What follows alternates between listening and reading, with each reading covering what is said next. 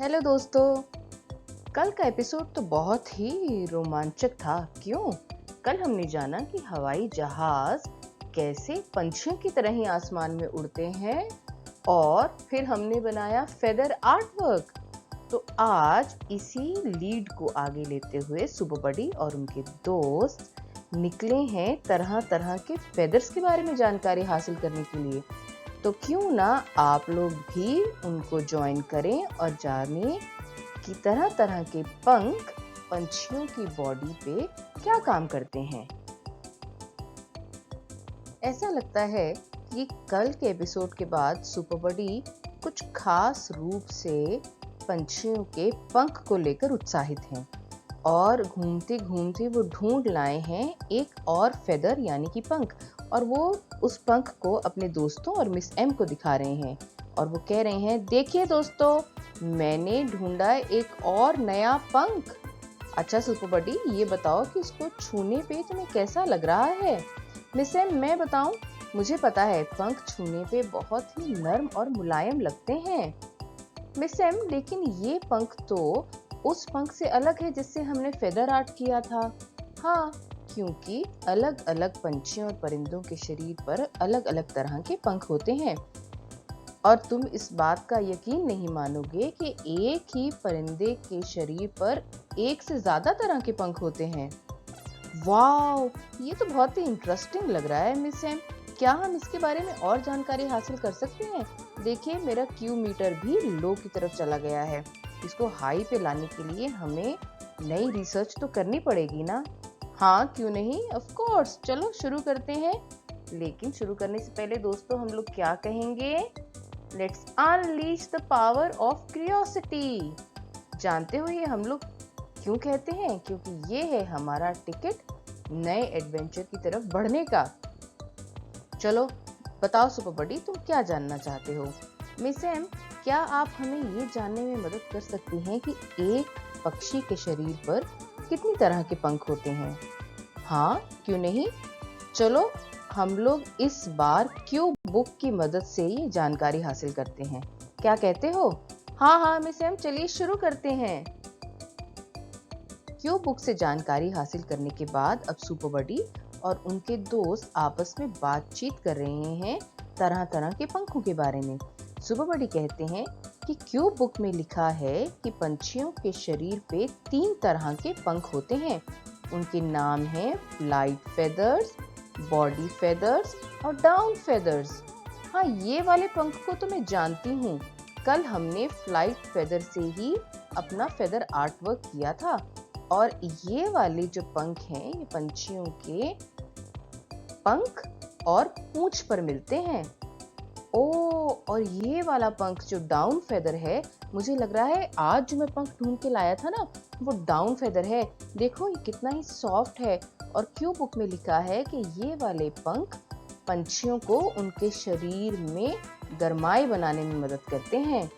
और जो लास्ट वाला है जो पंछियों के शरीर को कवर करता है, उसका नाम है डाउन फेदर। मिस एम, मैं ये जानना चाहता हूँ कि क्या सभी पंख इतने ही हल्के होते हैं जैसा कि मेरे हाथ में जो पंख है वैसा? हाँ सुपर बडी, पंख तो हल्के ही होंगे, तभी तो पंछी हवा में उड़ पाएंगे ना। अगर पंख हेवी होंगे या भारी होंगे तो बताओ पंछी उड़ेंगे कैसे?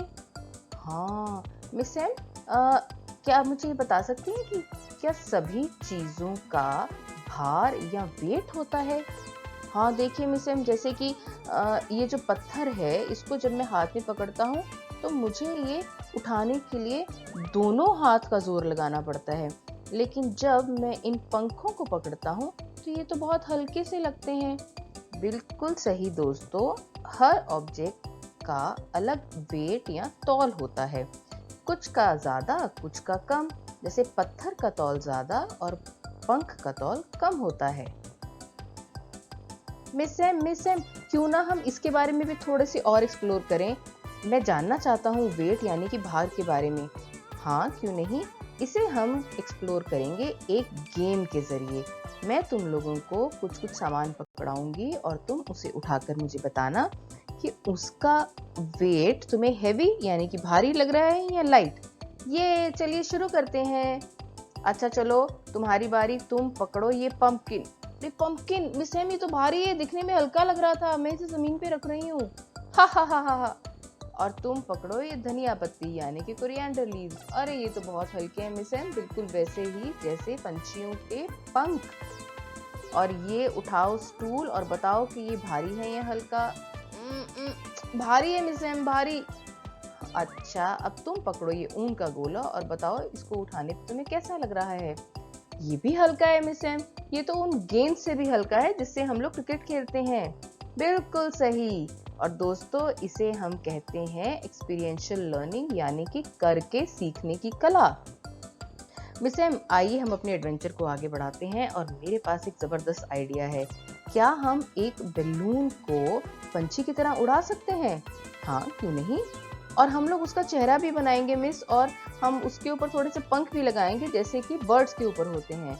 चलो देर किस बात की, लाइए मटेरियल्स। हमें चाहिए कुछ फेदर्स, थोड़े से बलून्स और स्केच पेन्स।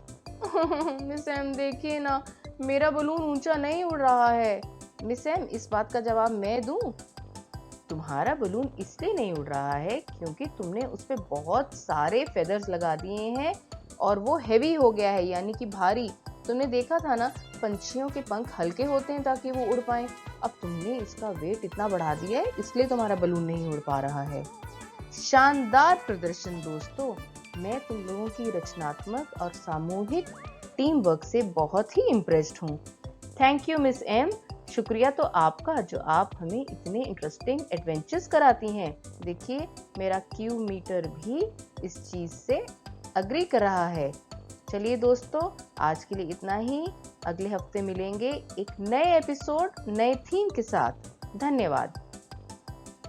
केयर गिवर और लर्नर तरह तरह के पंखों के बारे में एक डिस्कशन कर सकते हैं और ये जानकारी हासिल कर सकते हैं कि अलग तरह के पंखों का पंछियों की बॉडी पर क्या रोल होता है।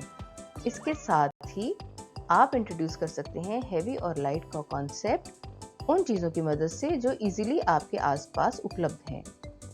और फ्लाइंग बलून एक्टिविटी भी बहुत ही आसानी के साथ केयर गिवर के साथ की जा सकती है। अच्छा चलिए, अब ये बताइए कि क्या हैवी है, एक हाथी या एक कार, और क्यों? इस बारे में बातचीत करिए लर्नर के साथ और जानकारी हासिल करिए हैवी और लाइट के कॉन्सेप्ट के बारे में। ऐसे और रचनात्मक और रोमांचक एपिसोड्स के लिए हमारे YouTube चैनल को सब्सक्राइब करना ना भूलें दोस्तों। धन्यवाद।